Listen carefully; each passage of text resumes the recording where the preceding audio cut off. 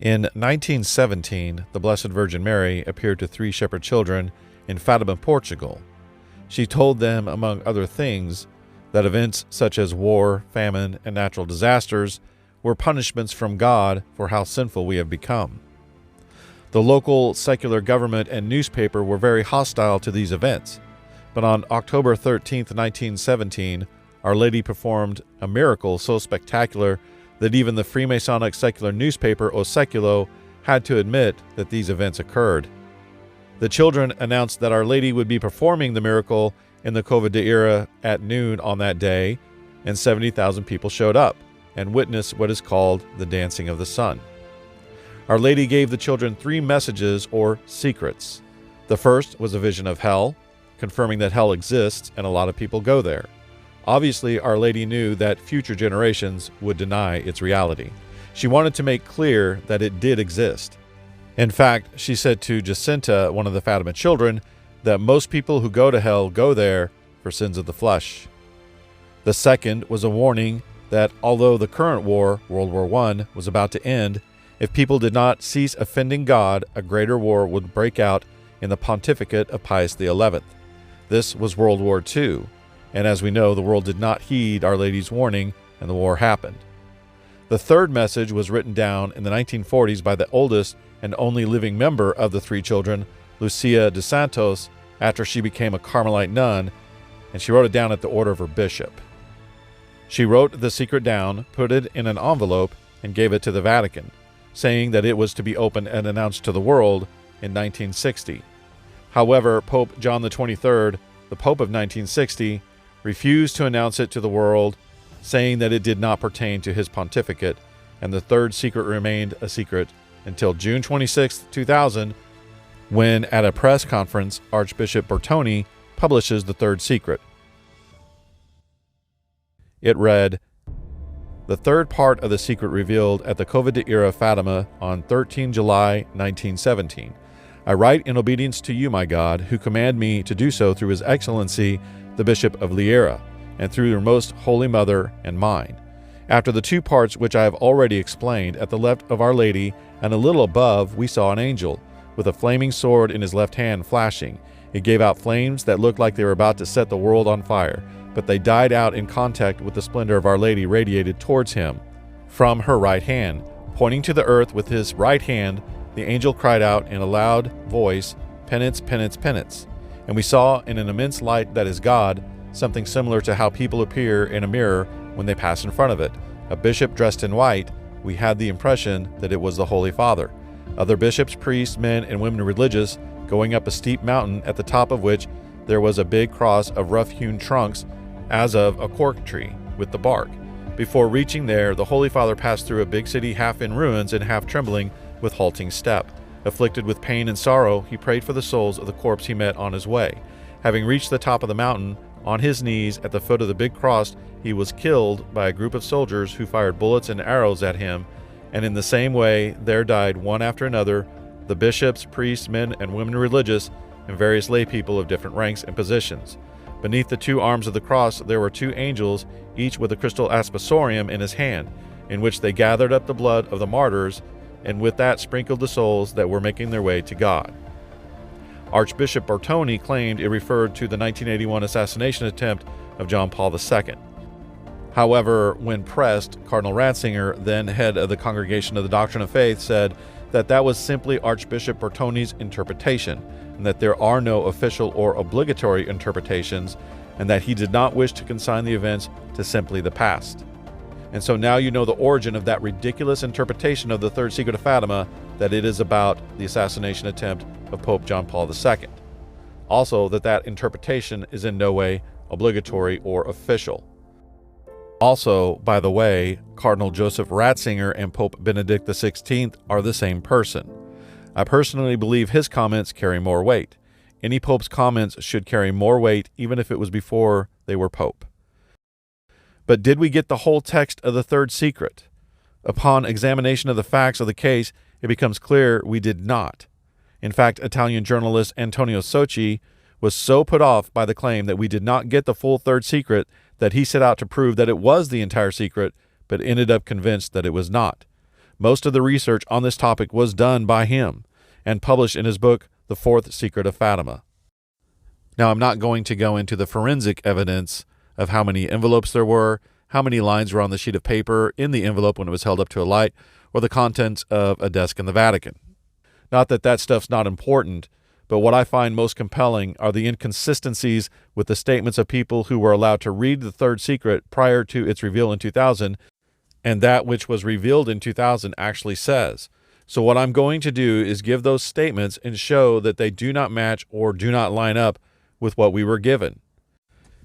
Sister Lucy, in her memoirs, adds to the third secret the words, "In Portugal, the dogma of the faith will always be preserved," etc. Many have seen this statement as an indication that if the faith was to be preserved in Portugal, that must mean the opposite is true in other parts of the world or all over the world, that the faith will not be preserved, and that the third secret has something to do with the loss of faith in the Catholic Church. Now, of course, what was revealed doesn't say anything about the loss of faith, but keep that in mind as we go through these statements of people who were allowed to read the third secret prior to its revealing in 2000. On March 17, 1990, Cardinal Oddi, who was a personal friend of Pope John XXIII and who had spoken to him regarding the secret, gave the following testimony to Italian journalist Lucio Brunelli. It, the third secret, has nothing to do with Gorbachev. The Blessed Virgin Mary was alerting us against apostasy in the Church. In 1952, Father Joseph Schweigel was entrusted by Pope Pius XII with a secret mission to interrogate Sister Lucy about the third secret. He subsequently stated, "I cannot reveal anything of what I learned at Fatima concerning the third secret, but I can say that it has two parts. One concerns the Pope, the other logically, although I must say nothing, would have to be the continuation of the words, 'In Portugal, the dogma of the faith will always be preserved.'" The Secretary of State under Pius XI, Monsignor Eugenio Cardinal Pacelli, prior to his elevation of the papacy in 1939 as Pope Pius XII, made the following astonishing prophecy about an upcoming upheaval in the Church. Suppose, dear friend, that communism, one of the errors of Russia mentioned in the message of Fatima, was only the most visible of the instruments of subversion to be used against the Church and the traditions of the divine revelation. I am worried about the Blessed Virgin's message to Lucy of Fatima. This persistence of Mary about the dangers which menace the Church is a divine warning against the suicide of altering the faith in her liturgy, her theology, and her soul. A day will come when the civilized world will deny its God, when the Church will doubt as Peter doubted. She will be tempted to believe that man has become God. In our churches, Christians will search in vain for the red lamp, where God awaits them. Like Mary Magdalene weeping before the empty tomb, they will ask, "Where have they taken him?" In 1995, in a personal communication to Professor Baumgartner in Salzburg, Cardinal Mario Luigi Chiappi, who was a personal papal theologian to Popes John XXIII, Pope Paul VI, John Paul I, and John Paul II, revealed, "In the third secret is foretold, among other things, that the great apostasy in the Church will begin at the top." In the 1980s, at a press conference, Pope John Paul II was asked, "What about the third secret of Fatima? Should it not have been published by 1960? Pope John Paul II replied, "Given the seriousness of the contents, my predecessors in the Petrine office diplomatically preferred to postpone publication so as not to encourage the world power of communism to make certain moves. On the other hand, it should be sufficient for all Christians to know this. If there is such a message in which it is written that the oceans will flood whole areas of the earth and that from one moment to the next millions of people will perish, truly the publication of such a message is no longer something to be much desired." The Pope continued, "Many wish to know simply from curiosity and a taste for the sensational, but they forget that knowledge also implies responsibility. They only seek the satisfaction of their curiosity, and that is dangerous if at the same time they are not disposed to do something, if they are convinced that it is impossible to do anything against evil." At this point, the Pope grasped a rosary and said, "Here is the remedy against this evil. Pray, pray, and ask for nothing more. Leave everything else to the Mother of God." The Holy Father was then asked, "What is going to happen to the Church?" He answered, "We must prepare ourselves to suffer great trials before long, such as will demand of us a disposition to give up even life and a total dedication to Christ and for Christ. With your prayers it is possible to mitigate this tribulation, but it is no longer possible to avert it, because only thus can the Church be effectively renewed. How many times has the renewal of the Church sprung from blood? This time, too, it will not be otherwise. We must be strong and prepare and trust in Christ and in His mother, and be very assiduous in praying the rosary. In 1984, on November 11th, Jesus Magazine publishes an interview with Cardinal Ratzinger. The interview is entitled, "Here is Why the Faith is in Crisis," and is published with the Cardinal's explicit permission. Cardinal Ratzinger reveals that he has read the Third Secret, and that the Third Secret refers to the dangers threatening the faith and the life of the Christian, and therefore the life of the world. Cardinal Ratzinger says in the same interview that the secret also refers to the importance of the last times, the absolute importance of history, and that the things contained in this Third Secret correspond to what has been announced in Scripture and has been said again and again in many other Marian apparitions. First of all, that of Fatima. In 2010, on May 13th, before 500,000 pilgrims, Pope Benedict XVI proclaims, in reference to the Third Secret, "Whoever thinks that the prophetic message of Fatima is concluded deceives himself. They are indicated future realities of the Church which little by little are manifesting themselves.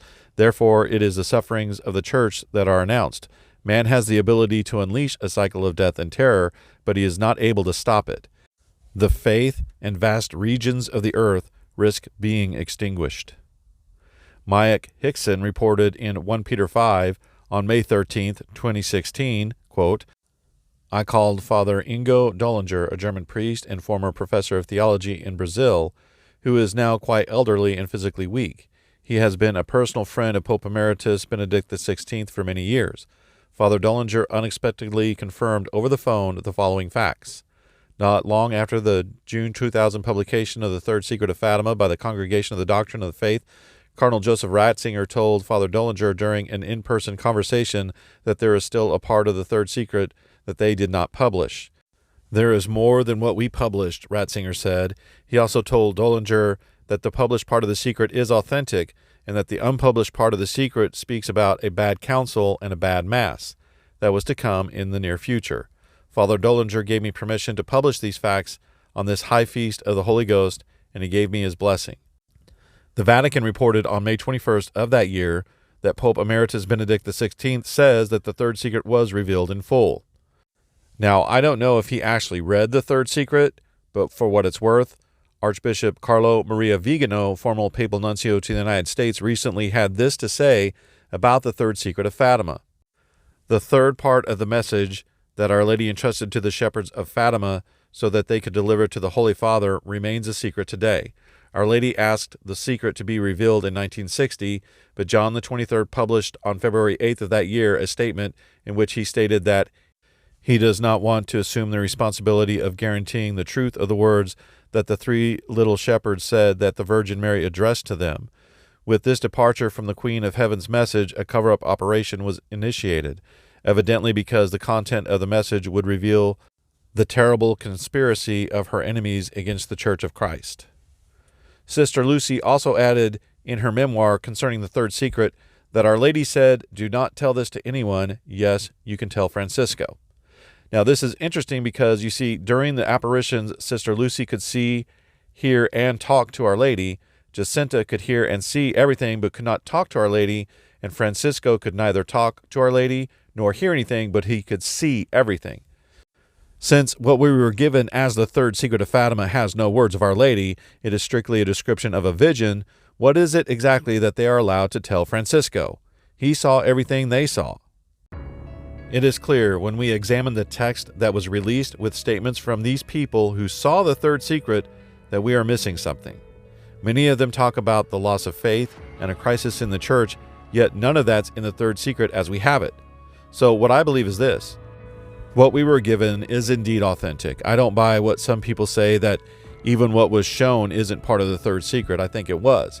There are a lot of prophecies that say in the future a pope will flee Rome, be captured, and be killed. And that's what this vision says, so it's consistent with other prophecies. But I believe that there is another part where Our Lady explained the events and also said something about the loss of faith in the Catholic Church. Which brings me to another point. Why 1960?